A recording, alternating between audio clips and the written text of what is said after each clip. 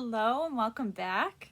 So I am going to be reading a book that's called The 8 Nights of Hanukkah. So if I remember correctly, Hanukkah, I'm reading this on Thursday. Yes, it's Thursday today. And Hanukkah ends tonight. There are 8 nights of Hanukkah. Okay.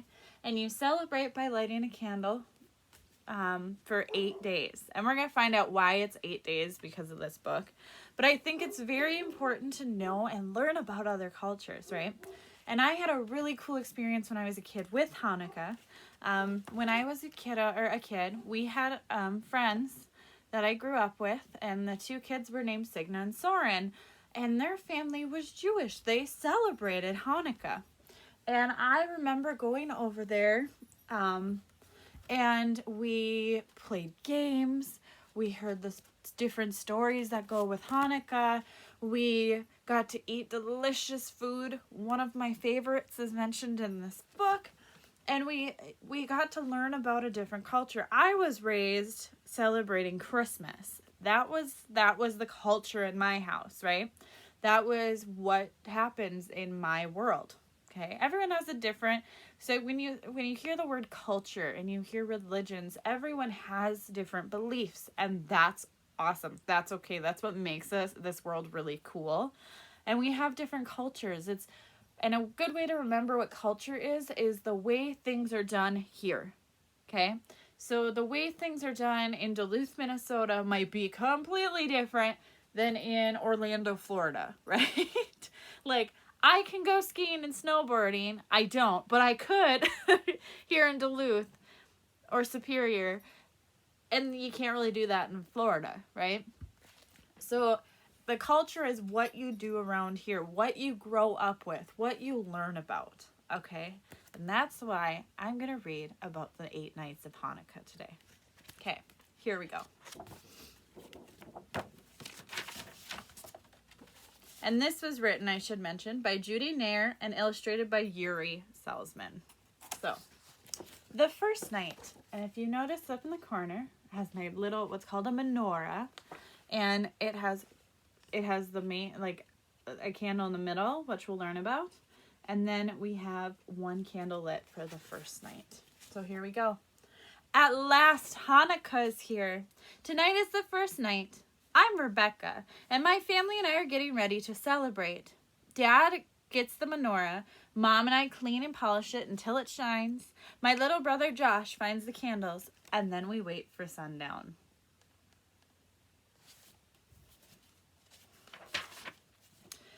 The sun has set, and it is finally time to light the menorah. Dad is going to let me light the first candle, all by myself. First, he lights the shamus. That's the helper candle that helps all the others. So that's the one that sits in this higher middle spot, and it helps light the other 8 candles, okay? Dad hands the shamus to me very carefully, and I use it to light the first Hanukkah candle. Mom and Dad recite the blessings in English and in Hebrew. We put the menorah in front of the window so everyone will see our Hanukkah lights. After dinner, Josh and I open our first Hanukkah presents. We both get new backpacks. We'll get another present from our parents each night, although not every family celebrates this way. I love that they mentioned that because some families you might only get 1 big present at the end. Otherwise, sometimes you get smaller things that maybe you need, right? Like maybe they needed new backpacks. And the really cool thing about this book, so occasionally there's like the lighting the candles over here. So on each of the 8 nights of Hanukkah, candles are lit at sundown. On the first night, the shamus is used to light 1 candle. Each night, the shamus lights another candle until all 8 candles and the shamus are lit together. These blessings are said each night when the candles are lit. So this is like a prayer, okay? It's in both English and in Hebrew. I'm not going to try reading it in Hebrew, but it says, Praise be thou, O Lord our God, King of the universe, who has sanctified us with his commandments and commanded us to kindle the Hanukkah lights. Praise be thou, O Lord our God, King of the universe, who performed miracles for our ancestors in the days of old at this season. Okay. And then what's cool is they have where you can learn how to make your own menorah. Kind of cool. So here we go. The second night. Tonight is the second night of Hanukkah. Josh uses the shamus to light 2 candles, and then Dad tells us the story of Hanukkah. A long time ago in the land of Judea, the Jewish people lived peacefully. They believed in only one God and prayed in a beautiful temple in Jerusalem. But when a Syrian king named Antiochus became ruler, everything changed. He said the Jewish people should pray to many gods as he did, and he said the Jewish religion was not allowed. One day the king's soldiers traveled to the Jewish town of Modin, and they asked a wise old man named Matthias to bow down to the statue of one of their gods. Matthias refused, and this made King Antiochus furious. He sent his men to destroy the temple of Jerusalem and to punish any Jews who would not obey them.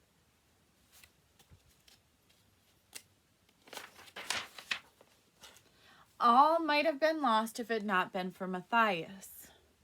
His 5 sons. They gathered a small band of Jews to fight back. The oldest son, Judah, became their leader. He trained the men and soldiers, and soon they had a small army. And do you know what they were called? Asked Dad. The Maccabees, I shout.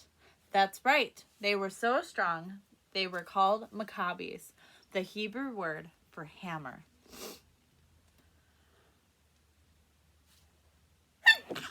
Excuse me. Sorry. The king's army was huge.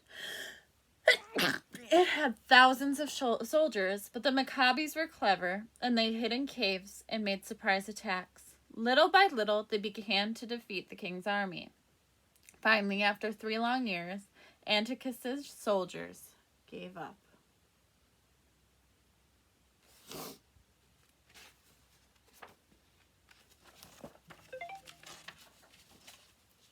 Judah and the Maccabees marched into Jerusalem.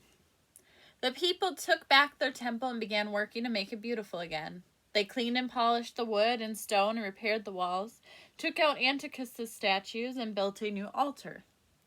At last the temple was ready to be dedicated to God again, and it was time to light the traditional 7-candle menorah, the symbol of the Jews' love for God. But the menorah was supposed to remain lit all the time.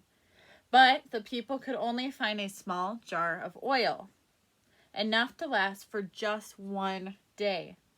It would take 8 days to make more oil. The Jews were too excited about opening their temple again to wait, and they decided to pour the oil into the lamp anyway. And do you know what happened? Asked Dad.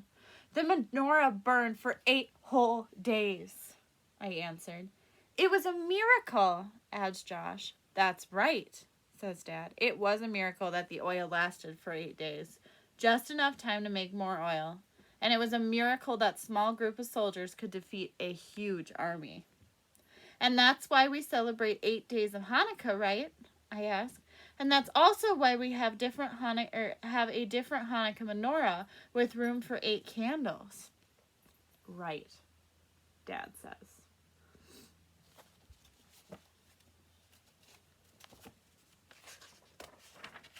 So, celebrating Hanukkah. More than 2,000 years ago, in a land that is now called Israel, Judah and the Maccabees won the fight for the Jewish people to be able to practice their religion. On the 25th day of the Hebrew month called Kislev, the temple of Jerusalem was made holy again and dedicated to God. The Jews celebrated, and Judah declared that every year, beginning on that day, there would be an 8-day holiday. He called the holiday Hanukkah, which means dedication. And the Hebrew calendar is different from the calendar that we use. Our calendar is a solar calendar. It is based on the Earth's 365-day journey around the sun.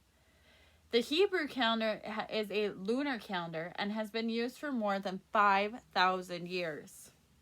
It follows the moon's 29.5-day trip around the Earth, and since 12 lunar cycles equals only 354 days, every few years an extra month is added to the Hebrew calendar so that the lunar year keeps up with the solar year. Otherwise, we might be celebrating Hanukkah in July. Since the Jewish holidays follow the Hebrew calendar, each year Hanukkah falls on different days of the calendar. So, if you look, you have our solar calendar right here, right? September, October, November, December, January, February, March, April, May, June, July, August, September, October, November, December, right? Our 12 months are right there. That's the one that most of us are used to, right? And here you have the lunar calendar for Judaism, okay? And what's cool about that, I can make a connection to my world with that, because I recently found out that, because I work at an Ojibwe school, so I get to learn about that culture, which is super exciting for me. And I recently learned that before we started following the solar calendar, they were having their lunar calendar, so they had 13 moons that they would follow, okay? So each month you have a different, each month ends with Gises, which means moon. And you have some that are called freezing over moon. You have, and then it goes through. And it's always, the month is always Gises, which is another word, is the word for moon. So it's kind of cool that I can relate that back to what I do, right? And what I'm learning. So one of my favorite things about being a teacher is I'm constantly learning, okay? So the third night. Tonight is the third night of Hanukkah. Mom and I light 3 candles. Then Grandma Esther comes. Every year, Grandma brings her special homemade potato pancakes. She makes the best potato pancakes in the world. Did you bring potato pancakes, Grandma? I ask. No, Grandma answers. This time I'm going to make latkes right here, and you're going to help. Grandma takes out all the ingredients, and then we get to work. I help grate the potatoes and onions. Then I mix in the eggs, flour, and salt. Grandma pours some oil into a big frying pan. And when the oil is hot, she spoons small amounts of batter into the pan. I want to help with this part, but the oil is too hot. Soon the potato pancakes are crispy and brown on both sides. Grandma lifts them out of the pan with a spatula and puts them on paper towels to drain. The latkes smell yummy, and I can't wait to eat them. And Grandma doesn't make me wait. She gives me a bowl of applesauce to dip them in, and I take a taste. This is one of the foods I remember eating when I got to celebrate a night of Hanukkah with Signa and Soren. Like, oh, latkes are amazing. So good. If you haven't tried them, the cool thing about this book is it has a recipe. So if anybody wants the recipe for latkes, I've got you. Just go ahead and message me, comment. I will somehow get you or you can find it, I bet you, online. But and I'm a huge potato person anyway, but something about latkes is magical. So here we go, the 4th night. Tonight is the 4th night of Hanukkah, and after we light candles, Dad sends us on a treasure hunt. Josh and I search the whole house for Hanukkah gelt. Gelt means money in Yiddish. I think Dad hides the best kind of money, chocolate money. I find 10 chocolate coins all wrapped in gold foil. Josh finds 7, but Dad gives him 3 more, so it's even. So I don't know if you've ever had like the little chocolate coins. That's what they're finding right now. And I remember doing that. They had them hidden while we were at the house too. So Mom makes us wait until after dinner to eat our chocolate money, and then Dad says, now let's see if you can find some real money. He hands me a folded piece of paper. Here is your clue, he says. I open it and read. What shines and flickers in the night to fill the room with glowing light. That's easy, I shout. It's the menorah. Josh and I run to the menorah on the windowsill, and there's a small envelope right next to it. Inside is a $5 bill for each of us.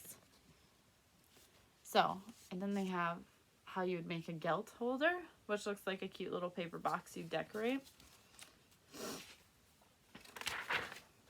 The 5th night. Tonight is the 5th night of Hanukkah, and after we light candles, Mom, Dad, Josh, and I play the dreidel game.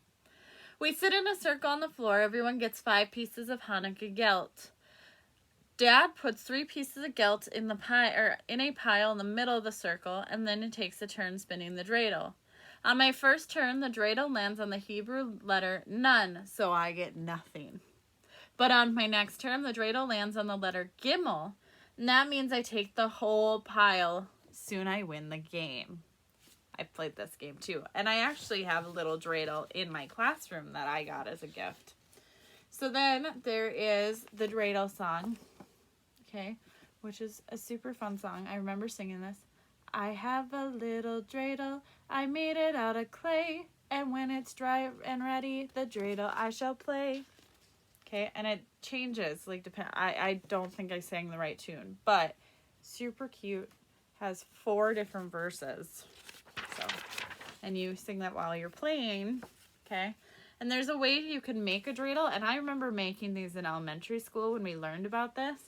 And you can put it on a pencil and spin it kind of like a top, and whatever side it lands on is what you get. And you have Nun, Gimel, Hey, and Shin. So you have those 4 symbols that are drawn on there, okay? And when you play the dreidel game, everyone gets 5 chips, okay? Or 5 chips, gelt, pennies, peanuts, and then you put several chips in the middle. You take turns, and the letter that faces up when the dreidel stops tells the player what to do. So you have Nun, which is nish or nothing. So you take nothing if you get none, which is this symbol here. You have, this one. Gimel, which is gone, so it means you get everything, which is this one over here that kind of looks like a high heel shoe. That's how I remember it. Hey, which is helps. You only take half of what you get, which is going to be this one. Okay. And then shin or shatel is put in, so you put 1 into the pile. So you can either add or you take everything or half of it or nothing. Super fun. Here we go. The 6th night. Tonight is the 6th night of Hanukkah. Grandma Sarah and Grandpa Lou come over with their arms full of presents. First we light the candles on the menorah, then we open presents. I got a soccer ball and a bead making kit. Josh gets a basketball and a building toy. We surprise Grandma and Grandpa when they see that we have presents for them too. And they love the picture frames we made. So it looks like they made these cute little Star of David picture frames out of popsicle sticks. On the 7th night, tonight is the 7th night of Hanukkah. We light the candles this time. We're a little sad. Hanukkah's almost over. Josh and I put on our play for Mom and Dad about the Maccabees. I make my costume and I help Josh make his. He is Judah the Maccabee and I am one of his soldiers.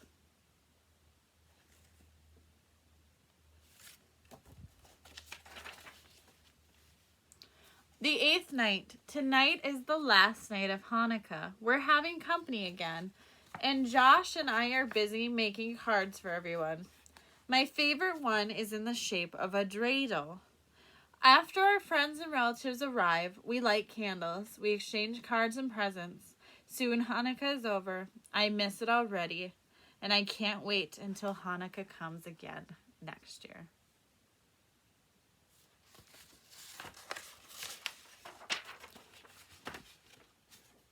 And then they have how you can make cards. They have a concentration game. So super cool. Thank you so much for listening. I know it's a really long video, but you got to learn more about another culture in the world called Hanukkah, okay, which ends, I am pretty positive, tonight. So to everyone who sees this video or who I know who celebrates Hanukkah, happy Hanukkah. I hope that you had a blessed holiday. Despite not being able to maybe gather with our loved ones as much this year as we'd like. But I think the big thing is to remember that just like the Hanukkah, when you light those candles, it brought that light into the world, okay? And it shines so everyone can see it. It brings a little bit more joy into the world. So, from me to you, thank you so much for listening.